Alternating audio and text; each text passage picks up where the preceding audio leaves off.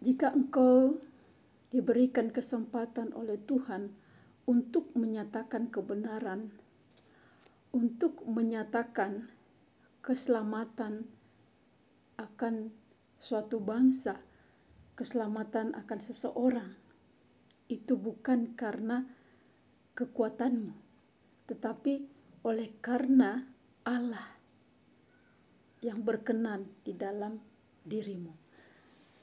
Keberadaan setiap manusia Tuhan sudah tentukan dari sejak kandungan. Di dalam Yesaya 49 dikatakan bahwa sejak dalam kandungan,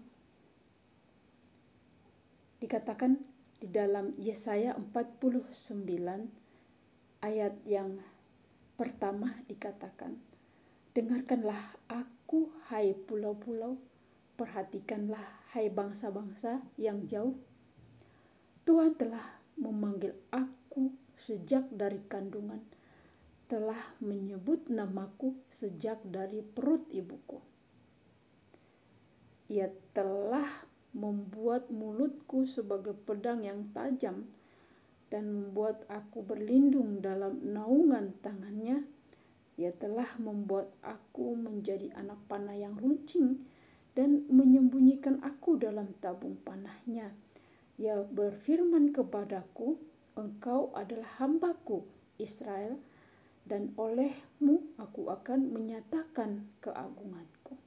Jadi saudara-saudara yang dikasihi oleh Tuhan, sejak dari dalam kandungan Allah sudah menaruh firman-Nya di dalam diri orang yang dipilih oleh Tuhan untuk menyatakan kebenarannya kepada bangsa yang hendak diselamatkannya.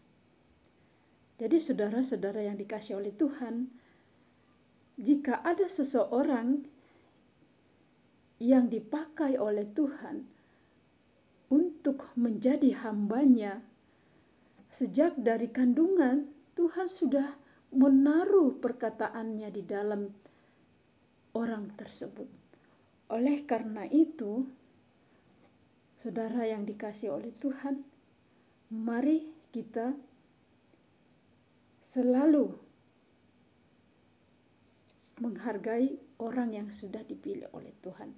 Sebab tidak asal-asal Tuhan memilih orang tersebut. Dia sudah mengenal dan membentuknya sejak dari dalam kandungan.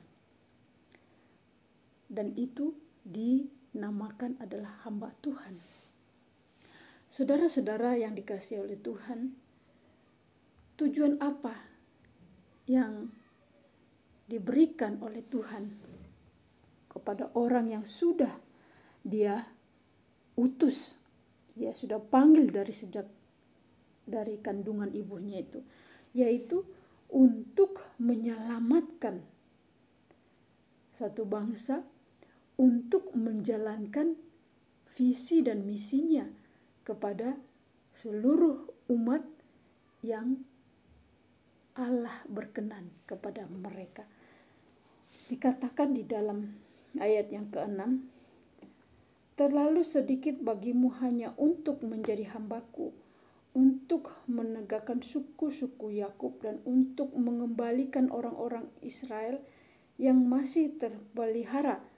Tetapi aku akan membuat engkau menjadi terang bagi bangsa-bangsa, supaya keselamatan yang daripadaku sampai ke ujung bumi.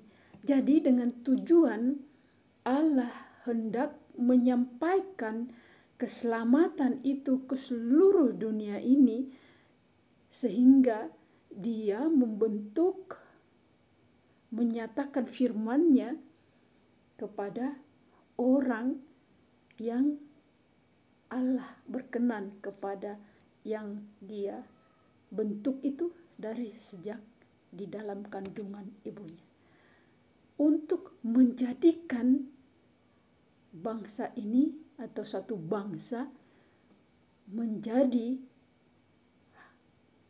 orang yang menerima Yesus atau Allah kita itu sebagai Allah yang mereka sembah dan sebagai penyelamat buat seluruh bangsa-bangsa.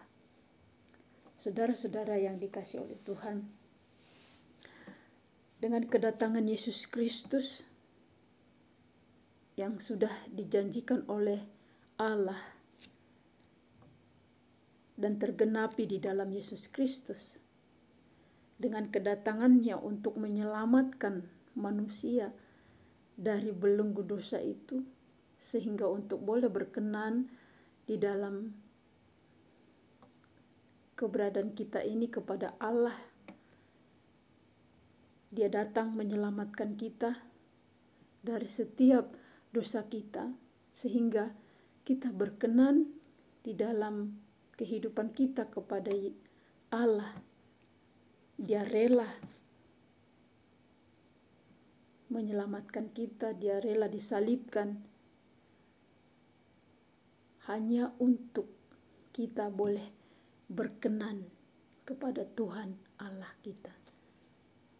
Hanya Yesus Kristus itulah jalan satu-satunya menuju keselamatan. Hanya di dalam Yesus Kristus kita selamat dan diselamatkan. Jadi saudara-saudara yang dikasihi oleh Tuhan, jika sudah diselamatkan dan menerima keselamatan itu, mari kita pelihara dengan baik. Mari kita jaga dengan baik setiap eksistensi hidup kita untuk semakin hari semakin serupa dengan teladan Kristus di dalam hidup kita. Teladan Kristus mengasihi sesama kita, menjadi penolong bagi banyak orang, memperhatikan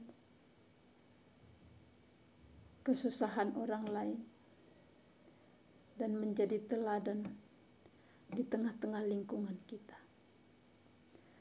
Memang ini tidak gampang, tetapi mari kita berdoa agar Roh Kudus memampukan kita untuk dapat melakukan semuanya ini di dalam kehidupan kita.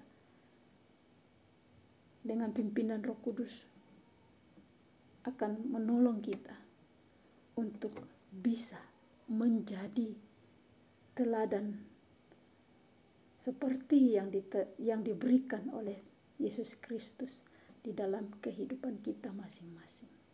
Tuhan Yesus memberkati.